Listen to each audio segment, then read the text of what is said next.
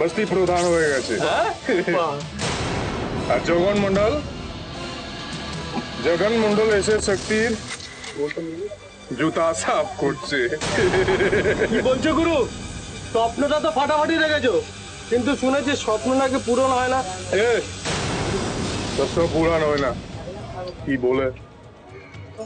কালী জবান আছে, স্বপ্ন পূরণ হয় না, তো দিমাগ লাগাতে হয়। হ্যাঁ, দেখিস अगले 3 মহিনার মধ্যে শক্তি এই বস্তির রাজা হবে। আর তোরা হবি আমার প্রজা। ও যে কথাগুলো বলছিল সেগুলো শুধুমাত্র তানি জানে। কি জানে? জানো বিবেক, ওর কথাবার্তা, ভাবভাব সবকিছু তানির মতো।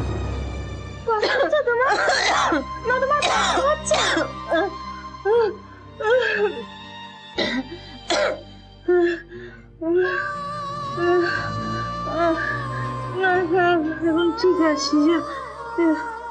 আচ্ছা, এরপর যদি এরকম কোনো কষ্ট হয় তাহলে আমায় ডাকবে, আমি তোমায় সাহায্য করব। কেন রে? তুই কেন আমাকে সাহায্য করবি? তুই আমার কে?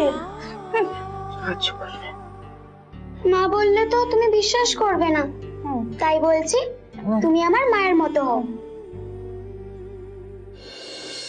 রে, তোর মা আছে তো?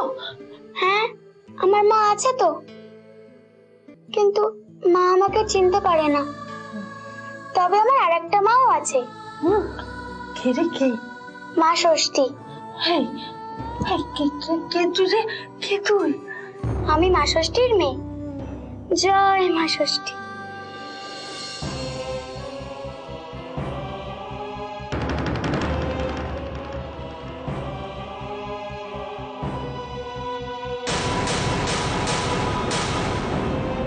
বস্তিতে কোনো উন্নতি হয়েছে কি? আর এখন যে আমাদের বস্তি প্রধান আছেন জগন মন্ডল, উনি শুধু নিজের কথা ভাবেন, নিজের পরিবারের কথা ভাবেন, কিন্তু বস্তির কথা কখনো ভাবেন না। উনি তো নিজের পরিবারের জন্য কিছু করতে পারেন, আর যদি করতেন তাহলে কি ওর বড় ছেলে শেখর মন্ডল জেলে থাকতেন? তাহলে আপনারা ভাবেন, যে বস্তি প্রধান নিজের পরিবারকে রক্ষা করতে পারে না, নিজের ছেলেকে জেল থেকে ছাড়িয়ে আনতে পারে না, এ কি করে আমাদের রক্ষা করবে? আমি কি প্রতিবাদ করব? শিক্ষা দেব শক্তিকে? না না না, থাক, বাড়িতে গিয়ে বরঞ্চ বাবাকে বলি। রিতানি, তোর আঙুল দুটো এরকম জোড়া লাগানো কেন রে? এটা তো আমার জন্ম থেকে এরকম। জানিস, আমার তানির আঙুল দুটো এরকম জোড়া লাগানো।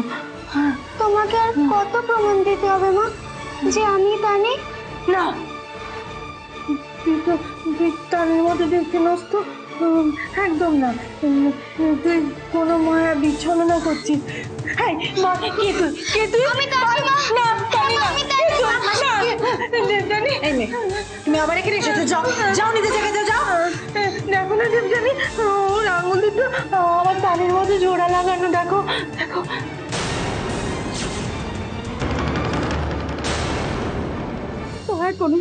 দয়া করুন স্যার, আমাকে একবার কি আমার স্বামীর সঙ্গে দেখা করতে দিন। বললাম তো দেখা হবে না।